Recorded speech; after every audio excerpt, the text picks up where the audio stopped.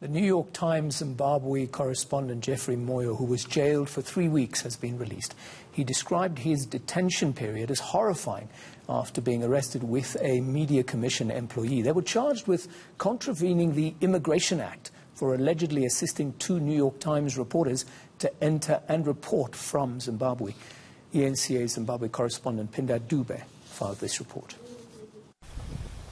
New York Times Zimbabwe Correspondent Jeffrey Moyo is finally back home. He described his incarceration at the Bulawayo's Grey Remand Prison as horrific.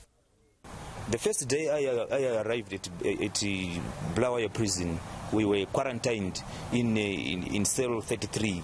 That is, the cell 33 is very popular because it is the one where new arrivals are detained. They are locked up in cell 33 at Bulawayo Prison. It is so infested with lice. It is so smelly, and the blankets you get when you are going into that cell are just old, torn up blankets, and those were the ones that I was given to use, but at the same time sleeping on the concrete floor. I should thank my wife because she traveled all the way from Harare, and she had to stay in Bulawayo at a relative's place, and come every day, visit every day, bringing food. Although I couldn't meet her, she would bring some foodstuffs for me.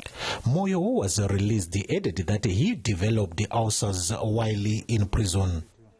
When I was released, I had to see my doctor, and I was told that I had developed some ulcers. And as we speak, I've got some ulcers. I never had ulcers before.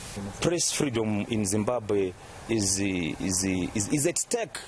It is at stake. Accreditation of journalists, whether they are Zimbabweans, whether they are foreigners, should not become a problem. Actually, the accreditation of journalists should become a right for the journalists themselves. The journalist's lawyer says his arrest should not have happened in the first place. Certainly, we are very happy that Jeff is finally out, but the fact that he's out doesn't take away from the fact that his detention was characterized by a series of illegalities. Even after he was granted bail, the prison officials detained him for 2 extra nights. According to the Media Alliance of Zimbabwe, last year, the country recorded over 52 cases of journalists being harassed, and the pattern seems to be carrying on this year. Pinda Dube, Harare, Zimbabwe.